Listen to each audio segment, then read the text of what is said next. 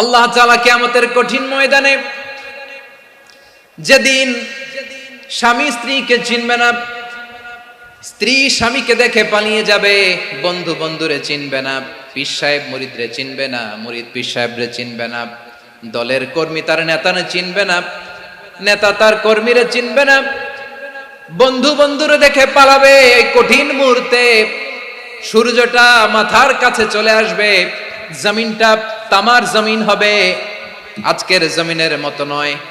মানুষ ঘর্মাক্ত, ক্লান্ত, শ্রান্ত মাথার মগজগুলো কানের ছিদ্র আর নাকের ছিদ্র দিয়ে বেয়ে বেয়ে পড়বে। বিশ্বনবী ফরমান, ময়দানে 7 শ্রেণীর ব্যক্তিকে রব্বুল আলামিন তার আরশের নিচে ছায়া দিবেন। তার মধ্যে প্রথম শ্রেণীর ব্যক্তি হলো ইমামুন আদিল। ইমামুন আদিল, ন্যায়পরায়ণ শাসক, যে ইনসাফের সাথে বিচার করে, যে জাস্টিস সমাজে সার্ভ করে, যে সুশাসন নিশ্চিত করে, ওই ইমামুন আদিল। আদিল শব্দটা বুঝছেন না? ইন্নাল্লাহা ইয়া'মুরু বিল আদল, পাইছেন? আদিল। 7 শ্রেণীর ব্যক্তিকে আল্লাহ তাআলা সুশীতল আরশের নিচে ছায়া দিবেন, যেদিন তার দেয়া ছায়া ছাড়া কোনো ছায়া থাকবে না। এর প্রথম হচ্ছে ইমামুন আদিল, ন্যায়পরায়ণ শাসক। চিল্লায় বলেন সুবহানাল্লাহ। আবার বিশ্বনবী বললেন, ইন্নাল মুকসিতিনা ইনদাল্লাহি আলা মানাবিরা মিন নূর আন ইয়ামিনির রহমান। কিয়ামতের দিন যারা ন্যায়পরায়ণ হিসেবে আল্লাহর সামনে দাঁড়াবে, কিয়ামতের দিন রব্বুল আলামিন তার আরশের ডান দিকে ওই ন্যায়পরায়ণ লোকদের জন্য আরশের ডান দিকে একটা নূরের মিম্বারে তাদেরকে বসার সুযোগ করে দিবে। আল্লাহর আরশের ডান দিকে ন্যায়পরায়ণ লোকদের জন্য আল্লাহ তাআলা নূরের মিম্বার বানাবে। 4টেখানে কথা মনে করেছেন? আল আদাল, জাস্টিস। ইন্নাল্লাহা ইয়া'মুরু বিল আদল। আল্লাহ তাআলা এই আদালতের নির্দেশনা দেয়, সুবিচার, সুশাসন। প্রিয় ভাইয়েরা, এটা আমরা বাংলাদেশে চাই কি চাই না? এই যে অরাজকতা, এই যে অন্যায়, এই যে জুলুম, এই যে ইনকনসিস্টেন্সি, সমাজের অসঙ্গতির প্রধান কারণ জাস্টিস নাই, সুবিচার নাই, সুশাসন নাই। শেষবারের মতো আওয়াজ করে বলেন তো, আমরা বাংলাদেশে আদল চাই কি চাই না? তাহলে প্রথম নির্দেশনা শেষ। আল্লাহ তাআলা তোমাদেরকে আদলের আদেশ দেন।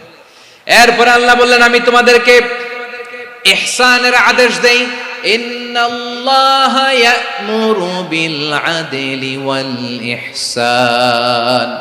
আমি তোমাদেরকে যেমনি আদলের নির্দেশনা দেই, তেমনি ভাবে তোমাদেরকে ইহসানের নির্দেশনা দেই। ইহসান, আওয়াজ করে সবাই বলেন তো ইহসান। সবাই বলেননি, সবাই বললে এতটুকু আওয়াজ হবে আমি বিশ্বাস করি না। আওয়াজ করে বলুন আল ইহসান। ইহসান মানে কারো প্রতি সফট হার্টেড হওয়া, মহানুভব হওয়া, অনুগ্রহ পরায়ণ হওয়া, অনুগ্রহশীল হওয়া, একে অপরের প্রতি দয়াদ্র হওয়া। একে অপরের প্রতি দয়াদ্র, অনুগ্রহশীল হওয়া ছাড়া মানবিক সমাজ কশিনকালেও গঠন করা সম্ভব না। প্রিয় ভাইয়েরা, সুন্দর আচরণ দিয়ে, ইহসান দিয়ে যা জয় করা যায়, নরম আচরণ দিয়ে যেটা অর্জন করা যায়, কঠোরতা দিয়ে সেটা পারা যায় না। বিষ্ণু ঈসা ইসলাম ইহসান দিয়ে, কোমল আচরণ দিয়ে, তার অনুগ্রহ দিয়ে তিনি অনেক কাফিরের হৃদয়কে জয় করে ফেলেছেন। সাইয়েদনা সুমামা ইবনে উসাল রাদিয়াল্লাহু তাআলা আনহুর কথা মনে পড়ে যায়। তিনি ছিলেন ইয়ামামার বাদশা। মদিনাতে বিশ্বনবীকে হত্যা করার নিয়তে এসেছিলেন। গোপনে গোপনে বিশ্বনবীকে হত্যা করে আবার ইয়ামামাতে তিনি ফিরে যাবেন। কিন্তু কি অবাক করা কাণ্ড, হত্যা করতে পারে নাই, সাহাবাদের হাতে তিনি ধরা পড়ে গেলেন। সাইয়েদনা সুমামা ইবনে উসাল রাদিয়াল্লাহু তাআলা আনহু হত্যার নিয়তে আসলেন, কিন্তু হত্যা করতে পারলেন না। সাহাবারা ওনাকে ধরে ফেললেন, ধরে মসজিদে নববীর পিলারের মধ্যে বেঁধে রাখলেন। সুমামা ইবনে উসাল, সিরাত থেকে শুনে, সিরাত থেকে শোনাচ্ছি, রাদিয়াল্লাহু তাআলা আনহু ইয়ামামার অধিপতি ছিলেন। ইয়ামামা বিশ্বনবীকে হত্যার জন্য আসছেন, ধরা পড়ে গেছেন, এখন মসজিদে নববীতে বেঁধে রাখছে, তার মানে বন্দী। এখন স্ট্যাটাস কি? বন্দী, ক্যাপটিভ।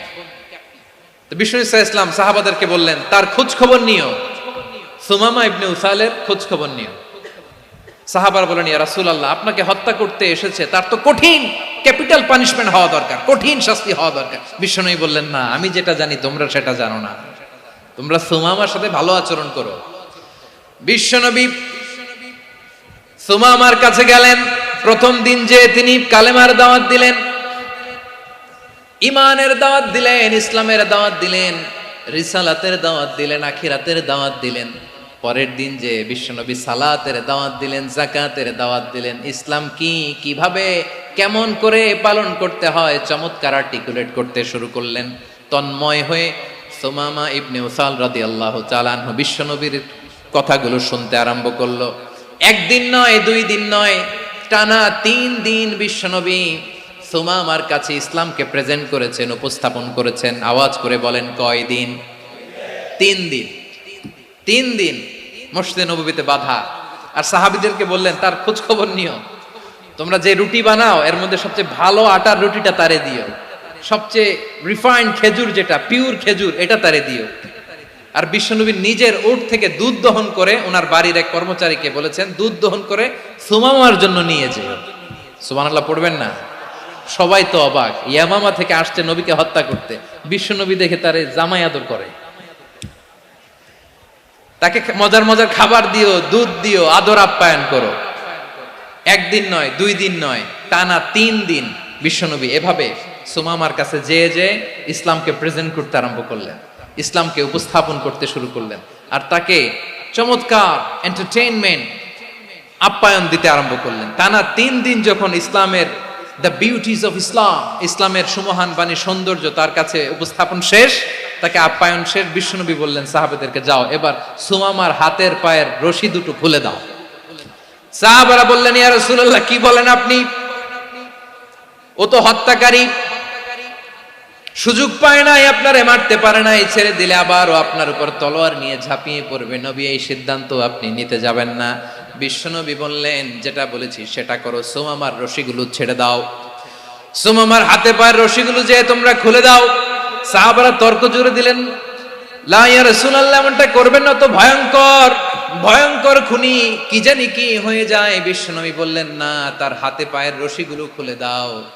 সাহাবারা বিশ্বনবীর কথা মতো তার হাতে পায়ের রশিগুলো খুলে দিল। সুমামা মুহূর্তের মধ্যে মসজিদে নববী থেকে বের হয়ে ইয়ামামায় ফিরে না যে মসজিদে নববীর পাশে একটা খেজুর বাগান ছিল, সেখানে চলে গেলেন। সেখানে একটা ছোট্ট কুয়া ছিল, কুয়ার পানি দিয়ে তিনি গোসল করলেন। সুবহানাল্লাহ পড়েন। কুয়ার পানি দিয়ে গোসল করে মসজিদে নববীর সামনে এসে বিশ্বনবী এবং সাহাবাদের সামনে দাঁড়িয়ে সাব্বাবা উঁচু করে বললেন, আশহাদু আল্লা ইলাহা ইল্লাল্লাহ ওয়া আশহাদু আন্না মুহাম্মাদান আবদুহু ওয়া রাসূলুহু। আল্লাহু আকবার। আমি সাক্ষ্য দিচ্ছি আল্লাহ ছাড়া কোনো ইলাহ নাই, আর মুহাম্মদ আল্লাহ তাআলার প্রেরিত বান্দা এবং রাসূল। প্রিয় ভাইয়েরা, ইহসান দিয়ে যা জয় করা যায়, কঠোরতা দিয়ে সেটা কঠিনকালেও জয় করা যায় না। আওয়াজ করে বলেন, ঠিক কি না?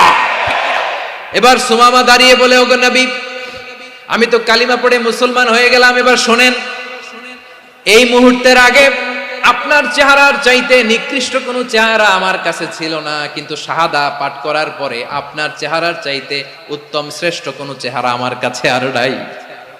ও নবী, আজকের দিনের আগে ইসলাম ধর্মের চেয়ে নিকৃষ্ট অপছন্দনীয় কোনো ধর্ম আমার কাছে ছিল না, কিন্তু এই মুহূর্ত থেকে ইসলামের চেয়ে সেরা শ্রেষ্ঠ পছন্দনীয় কোনো ধর্ম আমার কাছে নাই। নবী গো, আজকের দিনের আগে মদিনার চাইতে অপছন্দনীয় নিকৃষ্ট কোনো শহর আমার কাছে ছিল না, কিন্তু এই মুহূর্তের পর থেকে মদিনার চাইতে কোনো শ্রেষ্ঠ শহর আমার জানা নাই। সে ছিল গমের বড় ডিলার, গম বেচত। কি বেচত? তার গম কিনে মক্কার লোকেরা রুটি খাইতো। সে ঘোষণা দিল, আজকে থেকে মক্কাবাসীদের জন্য সব গম আমি হারাম করে দিলাম, মক্কাবাসী এখন না খেয়ে মরে। সুবহানাল্লাহ পড়বেন না? মক্কাবাসী বিশ্বনবীর কাছে আসলেন, এসে বললেন, মুহাম্মদ, আমরা তো তোমার ভাই, তোমার চাচা, তোমার ভাতিজা, তোমার আত্মীয়, তুমি সুমামারে বলো সে যেন আবার গমের সাপ্লাই মক্কার জন্য অনুমতি দিয়ে দেয়। বিশ্বনবীর অনুমতি ক্রমে সুমামা আবার মক্কাতে গম পাঠাতে শুরু করলো। পড়েন সুবহানাল্লাহ। ইহসান, ইহসান দিয়ে আপনি যেটা জয় করতে পারবেন, you can win the heart of your enemies. ইহসান দিয়ে আপনি আপনার শত্রুর হৃদয়কে জয় করতে পারবেন। আওয়াজ করে বলেন, ঠিক কি না? এজন্য আল্লাহ বললেন, ওয়া আনফিকু ফি সাবিলিল্লাহি ওয়ালা তুলকু বিআইদিকুম ইলাত তাহলুকা ওয়া আহসিনু ইন্নাল্লাহা ইউহিব্বুল মুহসিনিন। তোমরা আল্লাহর রাস্তায় দান করবে আর নিজেরা নিজেদেরকে ধ্বংসের হাতে ঠেলে দিও না। তোমরা একে অপরের প্রতি ইহসান করবে, কারণ ইহসানকারীদেরকে আল্লাহ বড্ড ভালোবাসেন। সুবহানাল্লাহ পড়েন। আবার সূরা রহমানে আল্লাহ বললেন, হাল জাযাউল ইহসানি ইল্লাল ইহসান ফাবিআইয়ি আলা, সবাই পড়েন, ফাবিআইয়ি আলাই রাব্বিকুমা তুকাযযিবান। ইহসানের প্রতিদান হিসেবে ইহসানি হয়। বিশ্বনবী সুমামার প্রতি যেমন ইহসান করেছেন, সুমামাও ঠিক তেমন ইহসান ফিরিয়ে দিয়েছে। ঠিক কিনা বলেন? তাহলে এক নম্বরে হচ্ছে আদ, ন্যায় বিচার। দুই নম্বরে সবাই বলে ইহসান, সদাচরণ। ইহসান দুই ধরনের প্রিয় ভাইরা, ইহসান ফিল ইবাদা, ইহসান ফিল মুআমালা। ইহসান ফিল ইবাদা হচ্ছে একাগ্র অনুভবে ইবাদতে ডুব দেওয়া, এর নাম ইবাদতের ইহসান। সুবহানাল্লাহ পড়ো। বিশ্বনবী বলেন ইহসান মানে কি জানো নাকি? হাদিসে জিবরিলে সাইয়েদনা জিবরিল আলাইহিস সালাম বিশ্বনবীকে বললেন, আখবিরনি আনিল ইহসান। নবী আমাদেরকে বলেন ইহসান মানে কি? বিশ্বনবী বললেন, আনতা আবুদাল্লাহা কাআন্নাকা তারাহু ফাইন লাম তাকুন তারাহু ফাইন্নাহু ইয়ারাক। ইহসান মানে হলো এমন ভাবে তুমি আল্লাহর সামনে নিজেকে উজাড় করে ইবাদত করবে, তুমি ভাববে তুমি আল্লাহকে দেখতে পাচ্ছ। আর এটা যদি ভাবা তোমার জন্য কঠিন হয়ে যায়, অন্তত এতটুকু তুমি ভাববা যে আল্লাহ তোমাকে দেখতে পাচ্ছেন। ঠিক কিনা বলেন? ও আমার বীর চট্টলার ভাইয়েরা, কেউ যেটা দেখে না সেটা দেখে কে? এই বিশ্বাস হৃদয়ের মধ্যে আছে? নামাজে যখন দাঁড়ান এই ফিলিংসটা আনা যাবে? হ্যাঁ, এশার সালাত তো এখনো হয় নাই না? আলোচনা শেষে এশার সালাত এখানে অনুষ্ঠিত হবে, তাই না? আচ্ছা বলুন তো, আমরা এশার সালাত পর্যন্ত বেঁচে থাকবো এই গ্যারান্টি আছে কার কার? হাত তোলেন। কয়েকজন হাত তুলছে পেছনে, না বুঝে তুলে ফেলছে। এশা পর্যন্ত যে আমরা হায়াত পাবো কোনো গ্যারান্টি আছে? সবাই আওয়াজ করে বলেন, গ্যারান্টি আছে? গ্যারান্টি নাই। এই জন্য বিষ্ণু ইসলাম বলেছে, এমন ভাবে নামাজে দাঁড়াও, ইবাদত করো, মনে করো হতে পারে এটাই আমার জীবনের শেষ নামাজ। পারফর্ম দ্য সালাহ as if this is your last and final prayer. এমন ভাবে সালাতে দাঁড়াও, ভাবো হতে পারে এটাই তোমার জীবনের শেষ নামাজ। এমন ভাবে নামাজে দাঁড়াও, ভাবো এটাই শেষ নামাজ। তাহলে নামাজে একাগ্রতা বাড়ায় দিবে কে? ফলে ইবাদতের ইহসান আমাদের অর্জিত হবে। আর মুআমালাতে ইহসান হলো, বিশ্বনবী বলেন, ইন্নাল্লাহা তাবারাকা ওয়া তাআলা কাতাবাল ইহসানা আলা কুল্লি শাই ফাইদা কাতালতুম ফাআহসিনুল কিতলা ওয়া ইযা যাবাহতুম ফাআহসিনুয যাবহা ওয়ালিয়ুহিদ্দা আহাদুকুম শাফরাতাহু ওয়ালিয়ুরিহ যাবিহাতাহু। ইহসান দুই ধরনের। আওয়াজ করে বলতে হবে, কয় ধরনের? সবাই বলুন আওয়াজ করে, কয় ধরনের? একটা হচ্ছে ইহসান ফিল ইবাদা, ইবাদতে ইহসান। ইবাদতে ইহসান কি? একাগ্র অনুভব দিয়ে ইবাদত করা, মন প্রাণ দিয়ে ইবাদত করা। আর মুআমালাতে ইহসান কি? সব কাজে, দৈনন্দিন কাজে, কর্মে, সামাজিক অ্যাক্টিভিটিতে কোমলতা প্রদর্শন করা, অনুগ্রহের সাথে সবকিছু করা। আল্লাহ তাআলা ইন্নাল্লাহা তাবারাকা ওয়া তাআলা কাতাবাল ইহসানা আলা কুল্লি শাই, তিনি সব কিছুর ব্যাপারে ইহসানকে আবশ্যক করেছেন। সবকিছু, মুমিনের সব কাজে ইহসানের পরশ থাকবে। ওয়া ইযা কাতালতুম ফাহসিনুল কিতলা, বিষ্ণুই বলেন তুমি যখন কাউকে হত্যা করো ইহসানের সাথে করো। সুবহানাল্লাহ পড়বেন না? যখন হত্যা করো তখনও ইহসানের সাথে। আচ্ছা হত্যা করবো আবার ইহসান আসবে করতে করে, তো মেরেই ফেলবো আমি। আল্লাহ, ও ভাই একজন খুন করেছে, খুনি, রাষ্ট্রীয় আইনে তার শাস্তি হয়েছে ডেথ পেনাল্টি, মৃত্যুদণ্ড। এখন মৃত্যুদণ্ড দেখে আপনি যেমনে মন চায় তেমনে মারবেন লোকটারে? ওর নাক কেটে ফেলতে পারবেন? ওর কান কাটতে পারবেন? ওর চোখ উপড়ে ফেলতে পারবেন আপনি? যেমন মন চায় তার অঙ্গহানি করা যাবে না। ইহসানের সাথে তাকে হত্যা করো। সুবহানাল্লাহ, this is Islam, this is the true essence of Islam. ওয়া ইযা যাবাহতুম ফাহসিনুয যাবহা, যখন জবাই করবে তখনও ইহসানের সাথে জবাই করো। করব জবাই, ওইখানেও নাকি ইহসান। আচ্ছা কুরবানির দিন আমরা পশুগুলোরে কি করি বলেন সবাই আওয়াজ করে?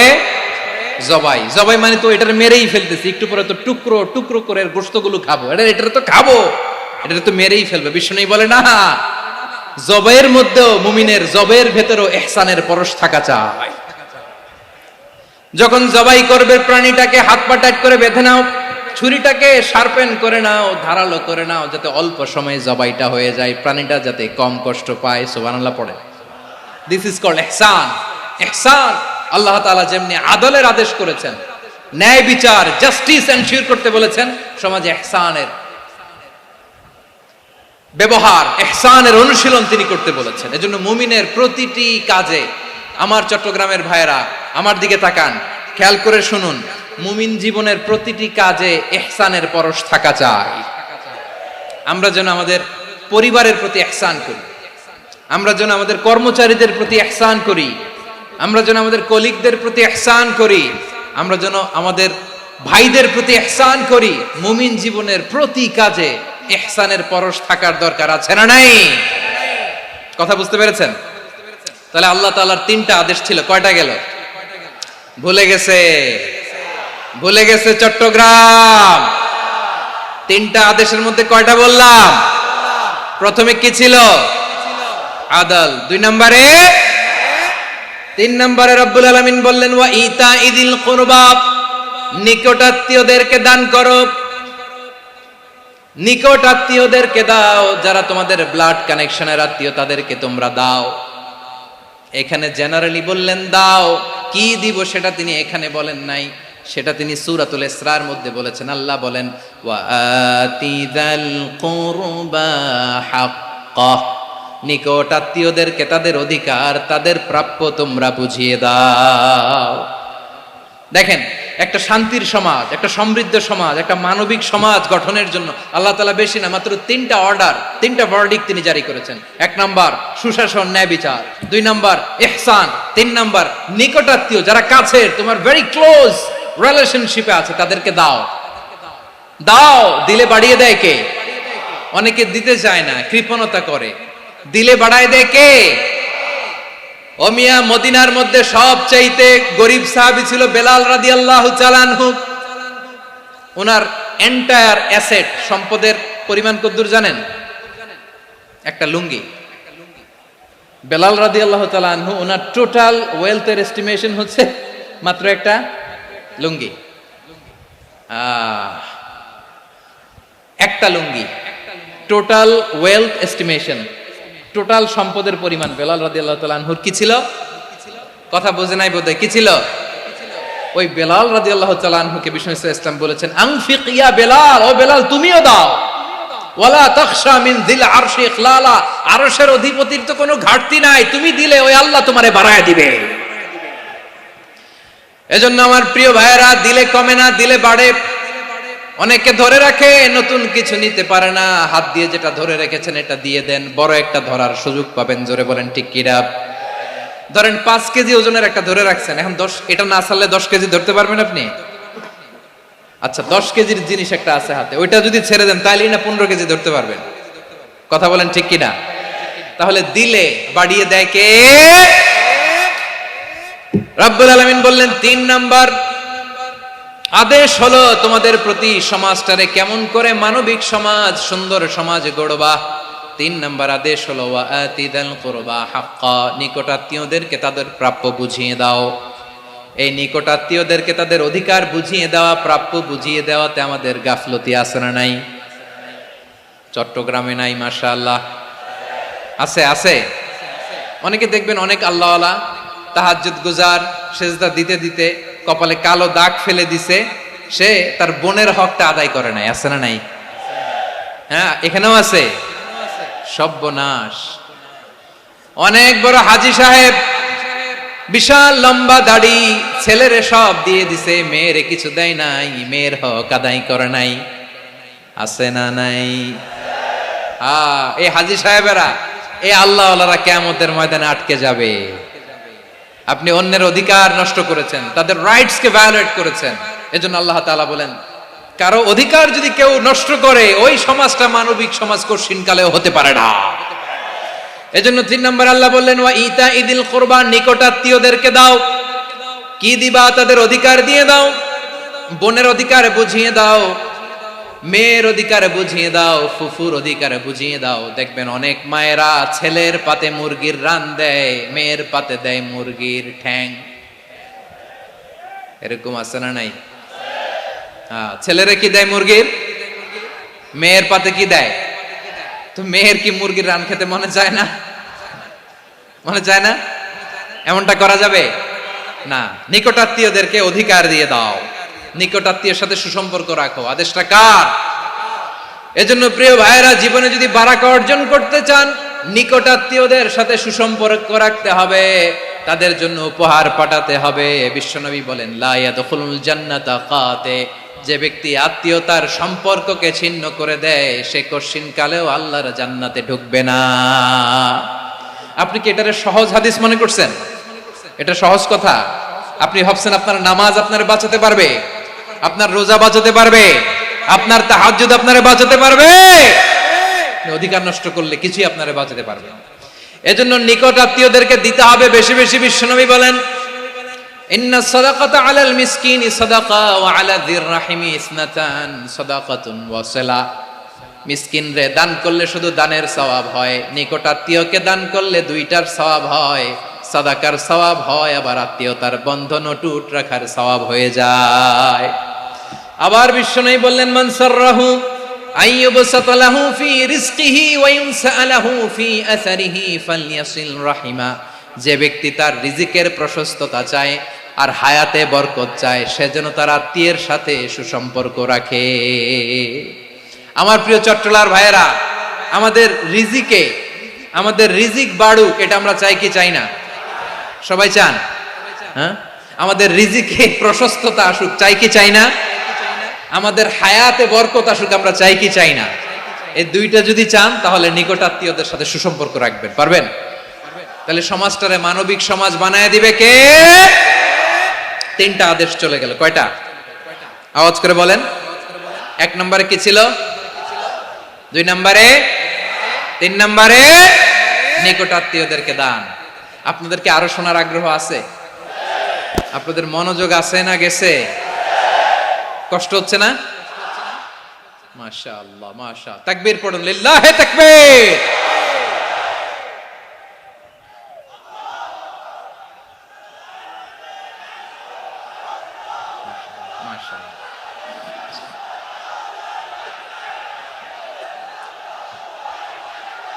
আমার প্রিয় ভাইয়েরা, আল্লাহ তাআলা তিনটা জিনিসের যেমনি আদেশ করেছেন, অনুরূপভাবে তিনটা বিষয় তিনি বারণ করেছেন, নিষেধ করেছেন। ওগুলোর কাছেও যাওয়া যাবে। শুনবেন। রাব্বুল আলামিন বলেন, ওয়ায়ানহা আনিল ফাহশাই ওয়াল মুনকারি ওয়াল বাগি। আমি যেমনি তিনটি বিষয়ে আদেশ করলাম, অনুরূপভাবে তিনটি বিষয়ে বারণ করলাম, নিষেধ করলাম। আমার 1 নাম্বার নিষেধাজ্ঞা হলো অশ্লীলতার প্রতি। ফাহশা, ওয়ায়ানহা আনিল ফাহশা। আল্লাহ তাআলা অশ্লীলতাকে নিষেধ করেছেন। কোন জিনিসকে? সবাই বলুন, কোন জিনিসকে? যত ধরনের, যত টাইপের, যত ক্যাটাগরির অশ্লীলতা হতে পারে, সব অশ্লীলতাকে হারাম করেছেন কে? ফাহশা মানে কি? কথায়, কাজে, আচরণে, কমেন্ট, ফেসবুকের কমেন্টসে যত ধরনের নোংরামো আছে, যত ধরনের অশ্লীলতা আছে, এটাকে আরবিতে বলে ফাহশা। এটাকে কি বলে? রাব্বুল আলামিন বলেন, কুল ইন্নামা হারামা রাব্বিয়াল ফাওয়াহিশা মা যাহারা মিনহা ওয়া মা বাতান। ও নবী, আপনি বলে দেন, আমার রব প্রকাশ্য, অপ্রকাশ্য, স্পষ্ট কিংবা অস্পষ্ট, দৃশ্যমান কিংবা অদৃশ্যমান সব অশ্লীলতাকে হারাম করেছেন। সব ধরনের অশ্লীলতা হারাম, সব ধরনের। আল্লাহ তাআলা আমাদেরকে অশ্লীলতা থেকে বাঁচান, অশ্লীলতা থেকে তিনি আমাদেরকে হেফাজত করুক। পড়েন আমিন। এবার বলেন, আমাদের সমাজে অশ্লীলতা আছে না নাই? চট্টগ্রামে নাই? আমি কই নাই, ওনারা বলে আছে। দেখছেন, আমি সামহাও বাঁচায় দেওয়ার ট্রাই করতেছি, ওনারা বলে আছে।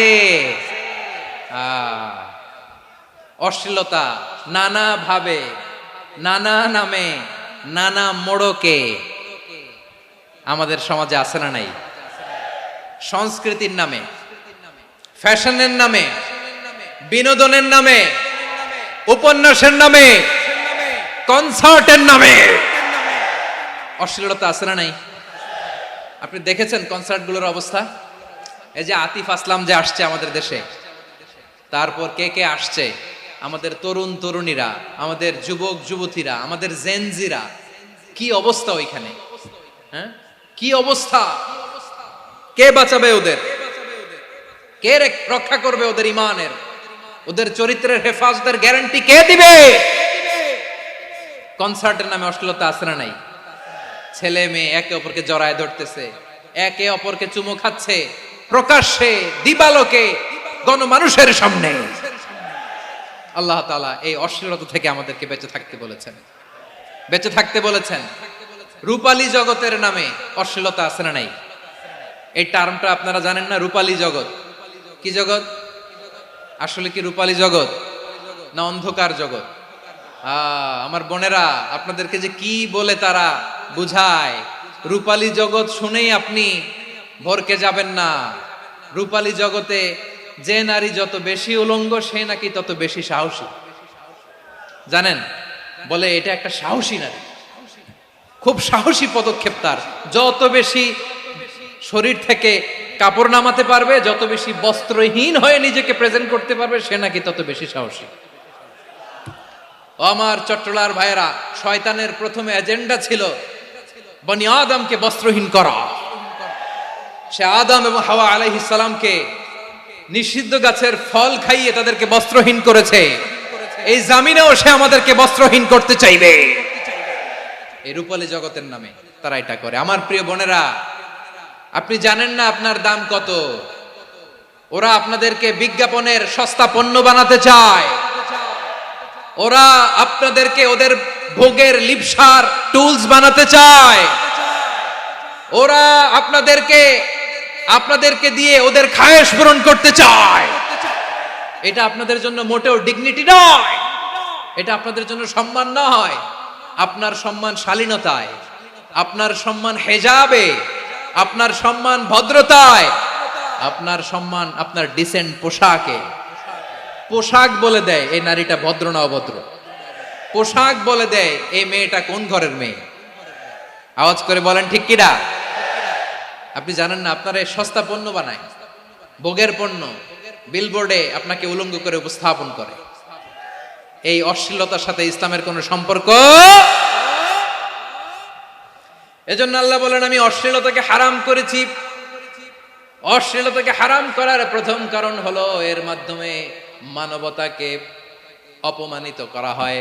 কারণ মানুষের সম্মান মানুষের পোশাকে। মানুষ যখন পোশাকহীন হয়ে যায়, বস্ত্রহীন হয়ে যায়, তার সম্মান কমে যায়। ঠিক কিনা?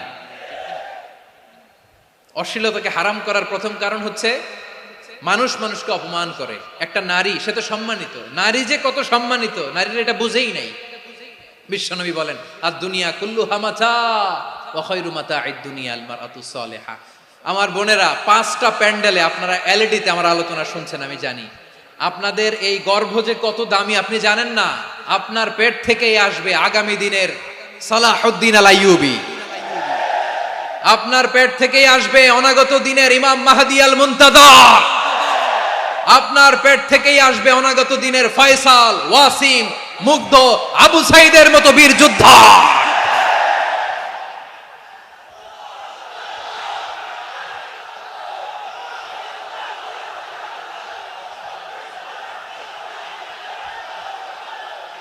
আমার প্রিয় বোনেরা, আমার প্রিয় বোনেরা, বিশ্বনবীর কথার ওজন খেয়াল করেন। আর দুনিয়া কুল্লুহা মাতা ওয়া Khairu মাতা'আদ দুনিয়াল মারআতুস Saliha.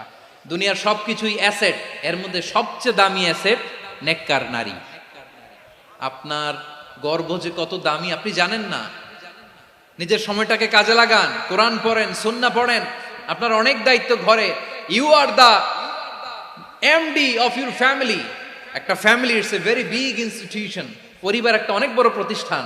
and you are the MD of your institution. আপনি এই পরিবারের MD, managing director of your family. এখানে আপনার কত দায়িত্ব। আপনি ছেলে মেয়েদেরকে তারবিয়া করবেন। আপনি আপনার স্বামীর জন্য ঘরটার জান্নাতের নীর বানাবেন। আপনার জন্য জান্নাতের ডুপ্লেক্স বাড়ি ওইখানে তৈরি করে রাখবে কে? আপনি যে কত দামি আপনি জানেন না। নারীদেরকে আল্লাহ বানিয়েছেন উচ্চতর করে, নিম্নতর নয়। নারীদেরকে ছোট্ট জিনিস দিলে এটারে বড় করে দেয়। নারীদেরকে ভ্রূণ দিলে, শুক্রাণু দিলে নারী এটারে বাচ্চা বাচ্চা হিসেবে উপহার দেয়, ঠিক কিনা? বিয়ের মাধ্যমে স্বামী যখন তার শুক্রাণু তার স্ত্রীকে উপহার দেয়, স্ত্রী রিটার্নে কি উপহার দেয়? ফুল ফর্ম বেবি, মানব সন্তান। দেখছেন, আপনি দিলেন একটু, কুনি দিছে বিশাল। আপনি যদি নারীকে বাজার এনে দেন, নারী এটাকে সুস্বাদু খাবারে রূপান্তর করে দেয়। আপনি তাকে একটা মুচকি হাসি দিয়ে দেন, সে তার কলিজা দিয়ে দেয়। কিন্তু যদি আপনি তার মনে কষ্ট দেন, সে আপনার জীবনকে জাহান্নাম বানায়া দেয়। খবর আছে, নারীর মন বুঝতে পারলে নেয়ামত, বুঝতে না পারলে কিয়ামত, ঠিক কিনা বলে? কত দামি আপনি জানেন না, জানেন না আপনি কত দামি, অনেক দামি আপনি। আপনাদেরকে যেন ভোগের সস্তা পণ্য বানাতে না পারে, আপনাদেরকে সচেতন থাকতে হবে, সজাগ থাকতে হবে, কনসার্ন থাকতে হবে। শয়তানের ওই হাতছানির দিকে আর নজর দেওয়া যাবে না। তাহলে কেন আল্লাহ তাআলা এই ফাহশা অশ্লীলতাকে হারাম করলেন? এক নাম্বার, এতে হিউম্যান ডিগনিটি কমে। দুই নাম্বার, এতে মানুষের অধিকার নষ্ট হয়। আপনি বিয়ে করেছেন, এরে পরকিয়া করেন, ওর সাথে এরকম আছে না নাই? স্ত্রীর অধিকার নষ্ট করেছেন। আপনি বিবাহ সম্পর্কে আবদ্ধ হয়েছেন তার সাথে, আপনি পরকিয়া করেন ওই ছেলের সাথে, আপনি আপনার হাজবেন্ডের সাথে বিট্রে করেছেন। এজন্য আল্লাহ অশ্লীলতাকে হারাম করেছে। অশ্লীলতাকে হারাম করার আরেকটা কারণ হচ্ছে আল্লাহ তাআলা এই হিউম্যান জেনারেশনকে এটাকে প্রিজার্ভ করতে চায়। হিফজুন নাসল, এটা মাকাসিদুশ শরিয়ার অনেক গুরুত্বপূর্ণ একটা মাকাসিদ, অনেক গুরুত্বপূর্ণ। আপনার নাসল, আপনার জেনারেশনকে সংরক্ষণ করা। এই যে আসতেছে ফেব্রুয়ারি, কত ফেব্রুয়ারি জানো? এটা কি বিশ্ব ভালোবাসা দিবস? হ্যাঁ, কি দিবস? এই বিশ্ব ভালোবাসা দিবসের সাথে মুসলমানদের কোনো সম্পর্ক নাই। আমার প্রিয় ভাইরা, এই যে আপনি অবৈধ সম্পর্কে জড়ালেন, কেন আল্লাহ অশ্লীলতাকে হারাম করেছে? দেখেন, বলতেছিলাম যে এটা আপনার নাসল, আপনার জেনারেশন, আপনার লিনিয়েজ, আপনার বংশকে প্রিজার্ভ করা। কে কার বাবা, কে কার মা, বাবা মা জানা, প্রজন্মকে প্রিজার্ভ করা, এটা ইসলাম ওয়াজিব করে দিয়েছে। এই যে অবৈধ সম্পর্কের কারণে, বিশ্ব বেহায়া দিবসের কারণে, এগুলোর আউটকাম, আউটপুট হিসেবে মাঝে মাঝে ঢাকা মেডিকেলের ডাস্টবিনে নবজাতকের বাচ্চার কান্নার আওয়াজ শুনতে পাওয়া যায়। চট্টগ্রাম মেডিকেলের ডাস্টবিনে নবজাতকের কান্না শুনতে পাওয়া যায়। বীর চট্টলার মুসলমানেরা বুঝতে পারলে আওয়াজ করে বলেন, এই যে চট্টগ্রাম মেডিকেলে যে নবজাতকটা পাওয়া গেল, ওর বাবাকে আমাকে বলেন, ওর বাবাকে, ওর মাকে, ও কোন ফ্যামিলির সন্তান কেউ জানে? আপনি হিউম্যান ডিগনিটিকে অপমান করেছেন না? আপনি তার ভবিষ্যৎকে অন্ধকার করেছেন না? আপনি তার লিনিয়েজকে প্রশ্নবিদ্ধ করে দিয়েছেন না? এই জন্য আল্লাহ তাআলা অশ্লীলতাকে আমাদের জন্য হারাম করে দিয়েছেন। পড়েন সুবহানাল্লাহ। এই জন্য রাব্বুল আলামিন বলেন, কুল ইন্নামা হারামা রাব্বিয়াল ফাওয়াহিশা মা যাহারা মিনহা ওয়া মা বাতান। প্রকাশ্য অপ্রকাশ্য সব অশ্লীলতাকে হারাম ঘোষণা করে দিয়েছে কে? আবার দুনিয়ার বুকে যারা অশ্লীলতার প্রসার করে তাদের জন্য শাস্তি মজুদ রেখেছে কে? রাব্বুল আলামিন বলেন, ইন্নাল্লাযীনা ইউহিব্বুনা আন তাশিআল ফাহিশাতু ফিল্লাযীনা আমানু লাহুম আযাবুন আলীমুন ফিদ দুনিয়া ওয়াল আখিরাতি ওয়াল্লাহু ইয়ালামু ওয়া আনতুম লা তা'লামুন। নিশ্চয়ই যারা বিশ্বাসীদের মাঝে অশ্লীলতার প্রচার প্রসার করতে চায় তাদের জন্য আমি মর্মন্তুদ শাস্তি প্রস্তুত করে রেখেছি, দুনিয়াতেও রেখেছি, আখিরাতেও রেখেছি। ঘোষণাটা কার? যারা এই নাটকের নামে, সিনেমার নামে, রূপালী জগতের নামে, মুভির নামে, ওটিটি প্ল্যাটফর্মের নামে আমার সমাজে অশ্লীলতা ছড়াতে চায়, তাদের জন্য কঠিন মর্মন্তুদ শাস্তি মজুদ রেখে দিয়েছে কে? ও আমার বোনেরা, এখনো আপনি জাগবেন না? এখনো আপনার চিন্তার দুয়ারে এখনো নাড়া পড়ে নাই? ওরা আপনাকে উলঙ্গ বানাতে চায়, ওরা আপনাকে আইটেম গার্ল বানাতে চায়। এজন্য ইসলাম অশ্লীলতাকে হারাম করেছে। হারাম। ইসলাম বলেছে যোজন যোজন দূরে থাকো, ওরা বলে না কাছে আসো, কাছে আসার গল্প, ক্লোজ আপ ওয়ান, কাছে আসার গল্প আছে না নাই? চট্টগ্রামে তো এগুলো নাই মাশাআল্লাহ। হ্যাঁ, এখানেও আছে ক্লোজ আপ ওয়ান, কাছে আসার গল্প। আল্লাহ বলেন ওয়ালা তাকরাবুজ জিনা, কাছেও এসো না, জিনা থেকে যোজন যোজন কিলো দূরে থাকো, ওরা বলে কাছে আসার গল্প। আমার বীর চট্টলার ভাইয়েরা, কাছে আসতে হলে আমরা কোরআনের কাছে আসব, কাছে আসতে হলে নবীর কাছে আসব, কাছে আসার গল্প হবে আমার রবের কাছে আসার গল্প। চিল্লায় বলো ঠিক কিনা?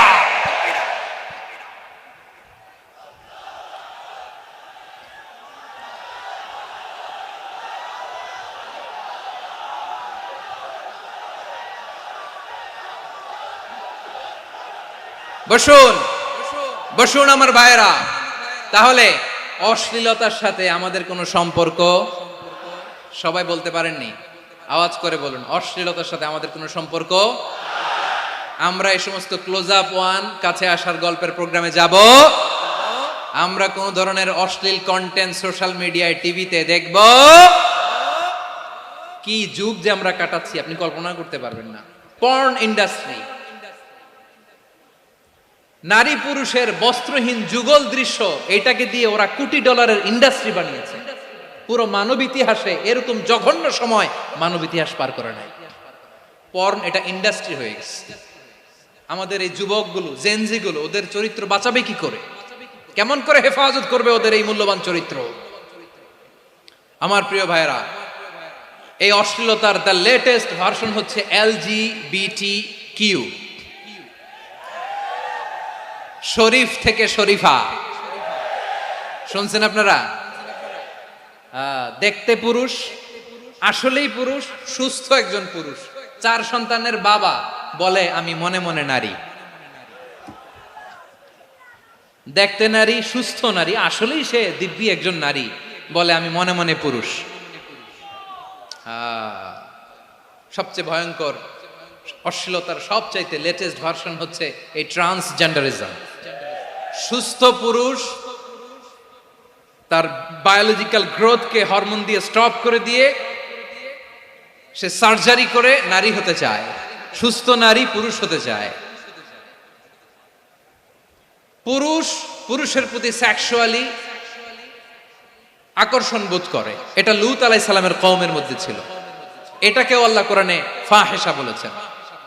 ওয়ালুতান ইয ক্বালা লিকাওমিহি আতাতুনাল ফাহিশাতা মা সাবাকাকুম বিহা মিন আহাদিম মিনাল আলামিন। লূত আলাইহিস সালাম বললেন, তোমরা কি এমন এক অশ্লীল কার্যক্রমে ডুব দিলে নাকি যেটা গোটা বিশ্বের কেউ কখনো করে নাই, তোমরাই প্রথম করেছো। পড়েন নাউযুবিল্লাহ।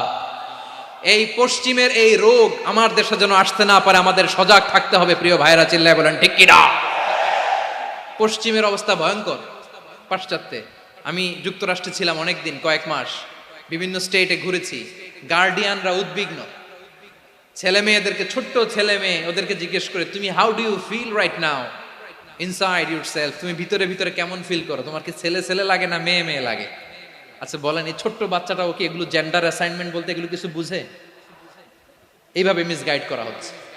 কৌতূহল বশত ছোট্ট ছেলে যদি বলে আমার তো মেয়ে মেয়ে লাগে, তখন বলে যে না তুমি মেয়ে, ছেলে না। মা বাবা বাধা দিলে ওকে আলাদা গভর্নমেন্ট হাউসে নিয়ে যাবে। ভয়ঙ্করতম অবস্থা। আমরা একটা সময়ে শুনতাম যে হুজুর আমার ছেলেটা খুব ভালো, হাফেজে কোরআন, আল্লাহওয়ালা। হুজুর আমার ছেলে দাড়ি রাখছে, আল্লাহওয়ালা। হুজুর আমার ছেলে 5 ওয়াক্ত সালাত জামাতের সাথে পড়ে, তার মানে আল্লাহওয়ালা। পশ্চিমে যে আমি কি শুনছি জানেন? ওরা বলে হুজুর আমার ছেলেটা ইউনিভার্সিটির একটা মেয়ের সাথে প্রেম করে, ও খুব আল্লাহওয়ালা, হুজুর দোয়া করবেন। এর কারণ ওদের কাছে আল্লাহওয়ালার ক্রাইটেরিয়া হচ্ছে হুজুর আমার ছেলেটা আরেক ছেলের পছন্দ করে নাই, আমার মেয়েটা আরেক মেয়েকে ভালোবাসে নাই, এজন্য আমার ছেলেটা আল্লাহওয়ালা, হুজুর ওর জন্য একটু দোয়া করে দিয়েন। কি চ্যালেঞ্জ ওরা ফেস করতেছে। ওনার ছেলে যে আরেক ছেলেরে বিয়ে করবে না, এটাতেই উনি খুশি যে আলহামদুলিল্লাহ আমার ছেলেটা একটা মেয়েরে ভালোবাসে, আমার মেয়েটা একটা ছেলেরে ভালোবাসে, মানে এটা খুব আল্লাহওয়ালা। নাউজুবিল্লাহ পড়তে পারলেন না? এজন্য অশ্লীলতার সাথে আমাদের কোন সম্পর্ক। রব্বুল আলামিন বলেন ওয়ায়ানহা আনিল ফাহশাই ওয়াল মুনকারি ওয়াল বাগি তিনটা জিনিসকে আমি নিষিদ্ধ করলাম। এক নাম্বার হলো ফাহশা, অশ্লীলতা। দুই নাম্বারে হলো মুনকার, সমস্ত মন্দ কাজ। আপনাদের মনোযোগ আছে না? শেষ করে দিব? আর 2-1 মিনিট শুনবেন? আচ্ছা বলি তাহলে, আর 2-1 মিনিট। তাহলে নিষেধাজ্ঞা জারি করেছেন তিনটা জিনিসের উপর। এক নাম্বার কি? ফাহশা, অশ্লীলতা। দুই নাম্বার মুনকার। মুনকার মানে হচ্ছে যত মন্দ কাজ, খারাপ কাজ, বাজে কাজ, এটার বলে মুনকার। এটার কি বলে? আপনারা পড়ছেন না, তা'মুরুনা বিল মা'রুফি ওয়া তানহাউনা আনিল মুনকার। ভালো কাজের আদেশ, সৎ কাজের আদেশ, অসৎ কাজের নিষেধ। মুনকার, মুনকার হচ্ছে মানুষের স্বাভাবিক বিবেকবোধ যেটাকে খারাপ বলে, ওইটাই মুনকার। পৃথিবীর সব আসমানি গ্রন্থ যেটাকে খারাপ বলেছে, মানুষের স্বাভাবিক বিবেকবোধ যেটাকে খারাপ বলেছে, এগুলো সব মুনকার। যেমন ইফটিজিং, এটা কি ভালো না খারাপ? মজুদদারি, খাদ্যে ভেজাল দেওয়া, ওজনে কম দেওয়া, মাছে ফরমালিন মিশানো, চাঁদাবাজি, টেন্ডারবাজি, দখলবাজি, এগুলো আমাদের স্বাভাবিক বিবেকেই বলে এগুলো খারাপ, এগুলো হচ্ছে মুনকার। আল্লাহ তাআলা এই মুনকার থেকে আমাদেরকে বেঁচে থাকতে বলেন, আর শয়তান এই মুনকারের প্রতি আমাদেরকে উদ্বুদ্ধ করে। আল্লাহ তাআলা বললেন, ইয়া আইয়ুহাল্লাযীনা আমানু লা তাত্তাবিউ খুতুওয়াতিশ শাইতান ফাইন ওয়া মান ইয়াত্তাবি' খুতুওয়াতিশ শাইতানি ফাইন্নাহু ইয়া'মুরু বিল ফাহশাই ওয়াল মুনকার। আল্লাহ বললেন, আমার গোলামেরা শোনো শোনো, ও আমার বিশ্বাসী বান্দারা খবরদার, তোমরা কশিনকালেও শয়তানের পদাঙ্ক অনুসরণ করবে না, কারণ শয়তান তোমাদেরকে অশ্লীলতা এবং মন্দ কাজের দিকে উদ্বুদ্ধ করে। আমাদের কাজ হচ্ছে শয়তান আমাদেরকে যেদিকে নিতে চায় আমরা তার উল্টা দিকে যাব, ঠিক কিনা বলে? শয়তান এই মন্দ কাজকে আমাদের কাছে বিউটিফাই করে, চাকচিক্যময় করে আমাদের সামনে উপস্থাপন করে। এজন্য আল্লাহ বলেন মুনকারকে থামাতে হবে, মুনকার প্রতিরোধ করতে হবে। মুনকার প্রতিরোধের দায়িত্ব শুধু আমাদের নাকি? শুধু আপনার খতিব সাহেবের, ইমাম সাহেবের, নাকি মুসলিম উম্মার সবার? আওয়াজ করে বলুন, মুনকার, অসৎ কাজ প্রতিরোধের দায়িত্ব কার? রাব্বুল আলামিন বলেন, কুনতুম খায়রা উম্মাতিন উখরিজাত লিন-নাসি তা'মুরুনা বিল মা'রুফি ওয়া তানহাউনা আনিল মুনকার। তোমাদেরকে শ্রেষ্ঠ জাতি করে জমিনের মধ্যে আবির্ভূত করা হয়েছে, যাতে করে তোমরা জমিনের ভেতরে সৎ কাজের আদেশ করতে পারো আর অসৎ কাজের নিষেধ করতে পারো। উম্মাহ কুনতুম খায়রা, তাহলে গোটা উম্মার দায়িত্ব, এটা বুঝতে পারছেন তো? আচ্ছা, আরো নিচে আসেন। এরপরে আল্লাহ বললেন, শুধু উম্মাহ না, এই জমিনের রাজত্ব আমি যাদের হাতে দেই, এই জমিনের মালিক আমি যাদেরকে বানিয়ে দেই, যাদেরকে আমি সরকারের দায়িত্ব দেই, তাদেরকেও মুনকার প্রতিরোধের দায়িত্ব দিয়েছে কে? আল্লাহ বলেন, যারা ক্ষমতার মসনদে বসেছে তাদেরকে 4 দফা কর্মসূচি আমি আল্লাহ দিলাম। আওয়াজ করে বলেন, কয় দফা? আল্লাহ বলেন, আল্লাযীনা ইম্মাক্কান্নাহুম ফিল আরদি আকামুস সালাতা ওয়া আতাউয যাকাতা ওয়া আমারু বিল মা'রুফি ওয়া নাহাউ আনিল মুনকার ওয়ালিল্লাহি আকিবাতুল উমুর। যারা এই জমিনের উত্তরাধিকার হয়েছে তারা 4 দফা কর্মসূচি নিয়ে সামনে আগাবা।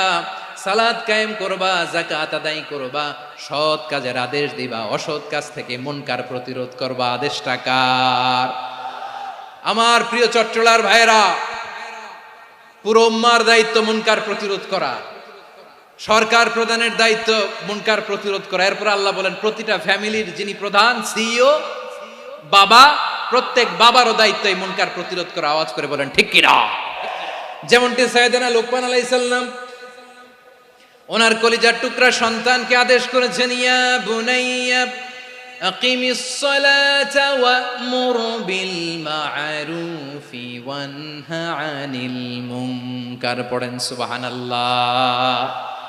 বাবা ছেলেকে সবক দিচ্ছে। কে সবক দিচ্ছে? কাকে? লুকমান আলাইহিস সালাম ছেলেকে বলতেছে, ওরে আমার কলিজার টুকরা সন্তান, ওরে আমার বাছা, নামাজ কায়েম করবা, সৎ কাজের আদেশ দিবা, আর মুনকার প্রতিরোধ করবা, অসৎ কাজ, সমাজ থেকে খারাপ কাজকে ঝেঁটে বিদায় করে দিবা। তাহলে দেখেন আমি স্টেপ বাই স্টেপ নামলাম। পুরা উম্মার দায়িত্ব, জমিনের উত্তরাধিকারী আল্লাহ যাদেরকে বানিয়েছেন সরকার, তাদের দায়িত্ব, প্রতিটি ফ্যামিলির প্রধানের দায়িত্ব। এরপরে বিশ্বনবী বলেন সচেতন প্রতিটি মুসলিমের দায়িত্ব সমাজ থেকে মুনকারকে উৎখাত করা।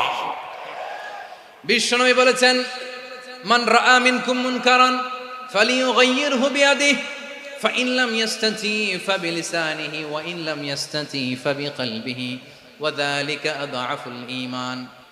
সমাজে যে মুনকার দেখবে, খারাপ কাজ দেখবে, সে যেন হাত দিয়ে সেটাকে থামায়। কি দিয়ে? আপনাদের তো হাত নাই না? হাত আছে, হাত আছে। ওরা যেই হাত দিয়ে অন্যায় করে ওইটা প্রতিরোধের জন্য আমাদেরও হাত আছে না নাই? থামাতে হবে, থামাতে হবে।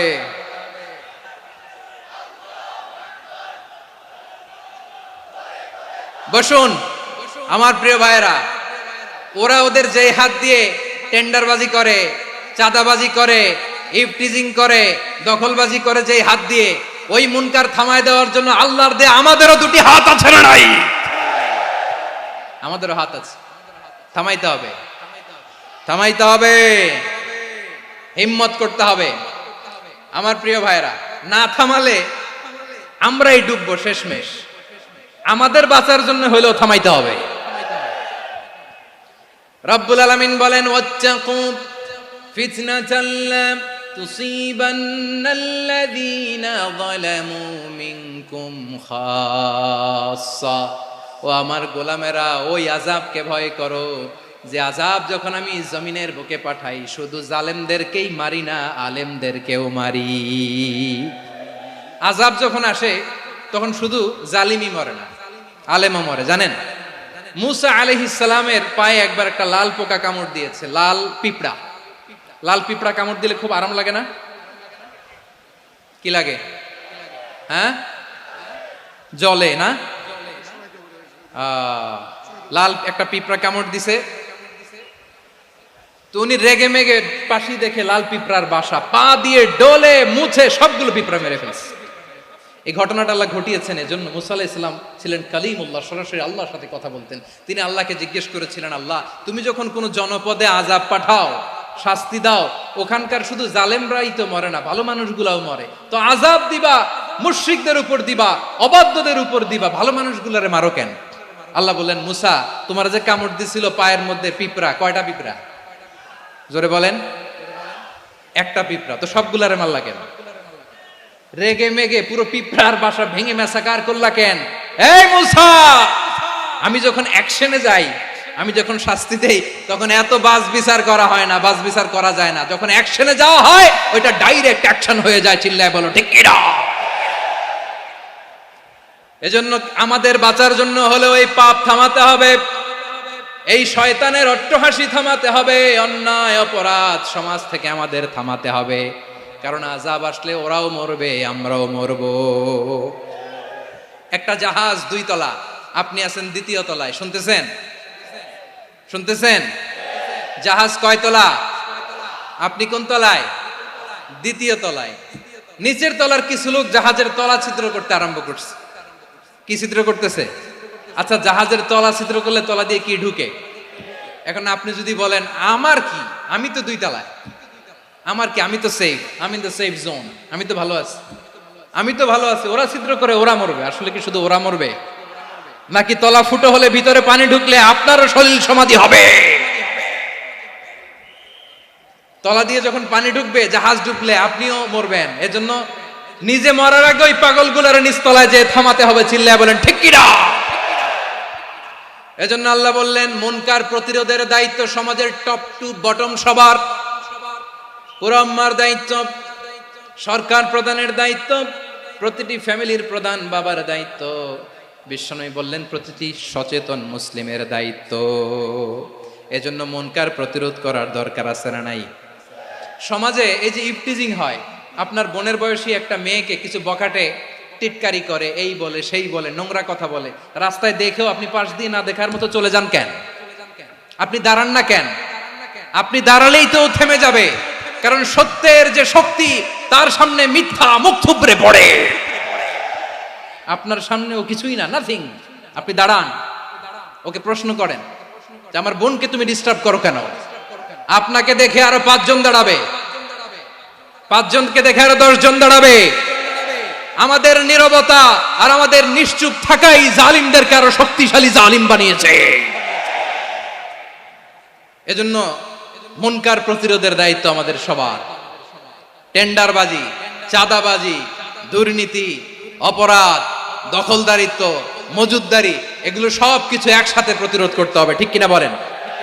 একটা মানবিক সমাজ যদি চাই, প্রতিরোধ করতে হবে। প্রিয় ভাইয়েরা, আল্লাহর শপথ নিয়ে বলি, এই নাসিহাত গুলো সবার জন্য, সব দলের জন্য, সব মতের মানুষের জন্য। আমরা কোনো দলের প্রতি মানুষকে ডাকি না, আমরা ডাকি ইসলামের দিকে। সব দলের, সব মতের, সব মানুষদেরকে আমরা আহ্বান জানাই, আসুন আমরা একটা সুন্দর সমাজ বিনির্মাণ করি। এই যে নতুন বাংলাদেশের এক সুযোগ এসেছে, আর জীবনে হয়তো আসবে না, সামনের 100 বছর এই সময় আসবে না। আসুন দেশটাকে আমরা সাজাই, আসুন আমরা দুর্নীতি বন্ধ করি, আসুন আমরা চাঁদাবাজি বন্ধ করি, আসুন আমরা দখলদারিত্ব বন্ধ করি, আসুন আমরা এক দল আরেক দলকে নিশ্চিহ্ন করার যে রাজনীতি, এটা বন্ধ করি। সব দলের প্রতি আমার আহ্বান।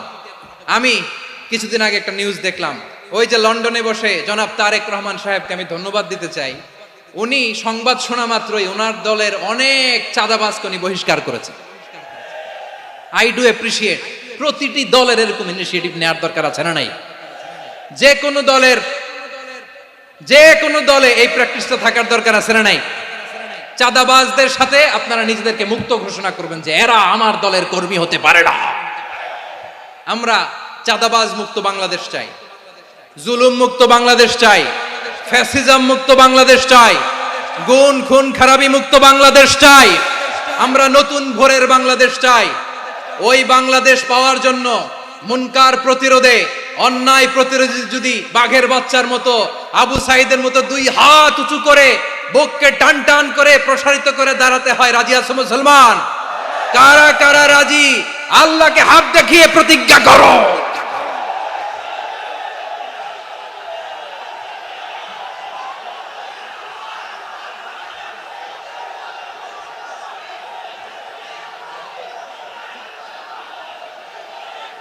আমার প্রিয় ভাইয়েরা, বসুন বসুন আমার ভাইয়েরা। রাব্বুল আলামিন বলেন, ওয়ায়ানহা আনিল ফাহশাই ওয়াল মুনকারি ওয়াল বাগি ইয়াইদুকুম লাআল্লাকুম তাযাক্কারুন। বসুন। আল্লাহ বললেন, আমি অশ্লীলতাকে নিষেধ করি, আমি সব ধরনের মন্দ কাজকে নিষিদ্ধ করি, সব শেষে আমি সীমা লঙ্ঘনকে তোমাদের জন্য নিষিদ্ধ করি। আলোচনা মনে আছে তো, না ভুলে গেছেন? নিষিদ্ধ করেছেন কয়টা জিনিস? 1 নম্বরে অশ্লীলতা, 2 নম্বরে মুনকার তথা সব মন্দ কাজ, 3 নম্বরে আল বাগি, সীমা লঙ্ঘন, ক্রসিং দ্য লিমিট। সীমা লঙ্ঘন করা ভালো না। We all should know our limits. চিল্লায় বলেন ঠিক কিনা? একই আয়াতে আল্লাহ বললেন, কুল ইন্নামা হাররামা রাব্বিয়াল ফাওয়াহিশা মা যাহারা মিনহা ওয়া মা বাতানা ওয়াল ইসমা ওয়াল বাগিয়া বিগাইরিল হক। অন্যায় ভাবে যে অবাধ্য হয়, যে সীমা লঙ্ঘন করে, তাদেরকেও আমি এটা হারাম করে দিলাম। সীমা লঙ্ঘন করা হারাম, সীমা লঙ্ঘন করা হারাম। আল্লাহ বারবার বারবার আমাদেরকে ওয়ার্নিং দেয়। যখন আমরা থামি না তখন আল্লাহ ধরে, আর যখন ধরে তখন ছাড়ে না। ধরে ধরে ধরে না, ধরলে আল্লাহ। ফেরাউনকে কিন্তু হুট করে ধরে নাই, আপনারা জানেন 9 বার ওয়ার্নিং দিয়েছে। ফেরাউনকে আল্লাহ তাআলা ওয়ার্নিং দিয়েছিল কয়বার? বীর চট্টলার বীর সেনানীরা আওয়াজ করে বলেন, ফেরাউনকে ধরার আগে ওয়ার্নিং দেওয়া হয়েছিল কয়টা? রাব্বুল আলামিন বলেন, ওয়ালাকাদ আতাইনা মূসা 9 আয়াতিন বাইয়িনাত। 9টা মুআজিজা দেখিয়েছি। 1 2 3 বারবার এইভাবে রিমাইন্ডার, ওইভাবে রিমাইন্ডার, এইভাবে নসিহাত, ওইভাবে দাওয়া। ফাকুলা লাহু কাওলান লাইয়িনা, নরম করে বলো, সফট করে বলো, যত ওয়ে হতে পারে দাওয়া মেথডোলজি। মূসা আলাইহিস সালামের সব অ্যাপ্লাই শেষ। 10ম বারে যে আল্লাহ ধরছে, 10ম বারে যে ধরেছে। এজন্য আল্লাহ বলেন, আমি সীমা লঙ্ঘনকে পছন্দ করি না। কোরআনের অন্য আয়াতে বাগীকে বলা হয়েছে আল ইতিদা। সীমা লঙ্ঘন যারা করে তাদেরকে আল্লাহ বলেছেন মুতাদিন। وقاتلوا في سبيل الله الذين يقاتلونكم ولا تعتدوا إن الله لا يحب المعتدين। আমি সীমা লঙ্ঘনকারীদেরকে কোশ্চিনকালেও পছন্দ করি না। আমরা যেন সীমা লঙ্ঘন না করি, রাজি আছেন তো? যে কোনো ক্ষেত্রে ইবাদতে যেন সীমা লঙ্ঘন না করি। অনেকে আমরা ইবাদতে সীমা লঙ্ঘন করে ফেলি। বিশ্বনবী সাল্লাল্লাহু আলাইহি ওয়াসাল্লাম যেটা শিখিয়েছেন এর বাইরে যে অতিরিক্ত বুজুর্গ হতে চায় এরকম আছে না নাই? করা যাবে না, কোনো ক্ষেত্রেই সীমা লঙ্ঘন করা যাবে, এমনকি যুদ্ধ ক্ষেত্রেও না। বিশ্বনবী সাল্লাল্লাহু আলাইহি ওয়াসাল্লাম বলেন খবরদার যুদ্ধ ক্ষেত্রেও সীমা লঙ্ঘন করো না। কি সুন্দর ইসলাম আমরা পেয়েছি। বিশ্বনবী বলেন খবরদার যুদ্ধের ময়দানে কোনো নারীর গায়ে হাত তোলো না, কোনো শিশুর গায়ে হাত তোলো না, কোনো গবাদি পশু হত্যা করো না, কোনো শস্য ক্ষেত্র ধ্বংস করো না, ইবাদতরত অন্য ধর্মের কোনো সন্ন্যাসীর গায়ে হাত তোলো না। বলেন সুবহানাল্লাহ। তাহলে আমরা সীমা লঙ্ঘন করতে পারবো? প্রিয় ভাইরা, একটা সুখী সমৃদ্ধ শান্তির সমাজ, মানবিক সমাজ যদি আমরা গঠন করতে চাই, আমাদের আল্লাহর দেয়া কয়টা আদেশ মানতে হবে বলেন দেখি? সবাই বলেন কয়টা? আর বেঁচে থাকতে হবে কয়টা জিনিস থেকে? আওয়াজ করে বলেন কয়টা? আচ্ছা, আদেশ নাম্বার 1 কি ছিল বলেন? আল্লাহর আদেশ কি? 1 নাম্বার আদাল, ন্যায়পরায়ণতা। আমরা সুবিচার, সুশাসন, ন্যায় বিচার চাই কি চাই না? 2 নম্বরে কি ছিল? মাশাআল্লাহ, আওয়াজ করে বলেন 2 নম্বরে কি ছিল? ইহসান। আমরা যেন সবার প্রতি দয়া পরবশ হই, ইহসান করি। 3 নম্বরে কি ছিল? নিকটাত্মীয়দের দান করা, তাদের অধিকার প্রাপ্য বুঝিয়ে দেওয়া। পাশাপাশি 3টা জিনিস থেকে আল্লাহ বারণ করেছেন, নিষেধ করেছেন। তার প্রথমটা ফাহশা, অশ্লীলতা। অশ্লীলতার সাথে আমাদের কোনো সম্পর্ক। আজকের এই ঐতিহাসিক চট্টগ্রামের প্যারেড ময়দান থেকে আমরা যত ধরনের মা যাহারা মিনহা মা বাতান, প্রকাশ্য অপ্রকাশ্য, দৃশ্যমান অদৃশ্যমান, সব অশ্লীলতা থেকে নিজেদেরকে মুক্ত ঘোষণা করলাম। অশ্লীলতাকে আমরা না বলে দিলাম। আওয়াজ করে সবাই বলুন নো। অশ্লীলতার সাথে আমাদের কোনো সম্পর্ক। 2 নম্বর নিষেধাজ্ঞা কি ছিল? আল মুনকার, সমাজের যত মন্দ কাজ এগুলোকে আমরা প্রতিরোধ করব। রাজি আছেন তো সবাই? 3 নম্বরে আল বাগি, সীমালঙ্ঘন। কোন মুসলিম সীমালঙ্ঘন করে না, এমনকি যুদ্ধ ক্ষেত্রেও না। আওয়াজ করে বলেন ঠিক কি না? রব্বুল আলামিন শেষে বললেন ইয়াইদুকুম লাআল্লাকুম তাযাক্কারুন, আল্লাহ তোমাদেরকে উপদেশ দেন যাতে তোমরা শিক্ষা গ্রহণ করো। আমরা উপদেশ দিব, আমরা জোর করে কাউরে কিছু মানাতে চাই না। লা ইকরাহা ফিদ্দিন ওয়া যাক্কির ফাইন্না যিকরা তানফাউল মুমিনিন। উপদেশ দিলে এটা মুমিনদের কাজে দেয়। লাস্তা আলাইহিম বিমুসাইতির ইন্নামা আনতা মুযাক্কির। নবী হে, আপনি রিমাইন্ডার দাতা, আপনি উপদেশ দিবেন। আমরাও বিশ্বনবীর এই হাদিসগুলো থেকে, কোরআনের আয়াত থেকে রিমাইন্ডার, এই কথামালা, বাণী বাহক হিসেবে এই বাণীগুলো আপনাদের সাথে কাছে পৌঁছে দিলাম। আমরা আল্লাহ তাআলার কাছে প্রার্থনা করি, আল্লাহ আমরা যেন আদল দিয়ে আমাদের সমাজকে গঠন করতে পারি। আল্লাহ আমরা যেন ইহসান করতে পারি, আমরা যেন নিকটাত্মীয়দের দান করতে পারি। আল্লাহ যত ধরনের অশ্লীলতা, অনাচার, মন্দ কাজ, সীমালঙ্ঘন, অবাধ্যতা থেকে যেন আমরা বেঁচে থাকতে পারি। আল্লাহ তাআলা আমাদের সবাইকে কথাগুলো বোঝার ও আমল করার তৌফিক দান করুক। হাযা মা ইনদি ওয়াল ইলমু ইনদাল্লাহ আলাইহি তাওয়াক্কালতু ওয়া ইলাইহি উনীব। প্রিয় ভাইরা, আমি আপনাদের সবার জন্য দোয়া করি, আপনারাও আমার জন্য দোয়া রাখবেন। আমাদের পাশেই আছেন আমাদের সকলের শ্রদ্ধাভাজন, আমাদের মুরব্বী আওলাদে রাসূল আনোয়ার হোসেন তাহের জাবির আল মাদানী হাফিজাহুল্লাহ ওয়া রাআ। সবাই বসুন। উঠবেন না? কেউ উঠবেন না? উঠলেন কেন? উঠলেন কেন? প্যারেড ময়দানের প্রোগ্রাম তো এরকম হইতে পারবে না। বসুন, এটা আল্লামা সাঈদীর স্মৃতি বিজড়িত মাহফিল। বসুন, বসুন। এই মাহফিলের আদব আছে। বসুন, বসুন। সুশৃঙ্খল ভাবে আমরা আখিরি মোনাজাতে অংশগ্রহণ করব।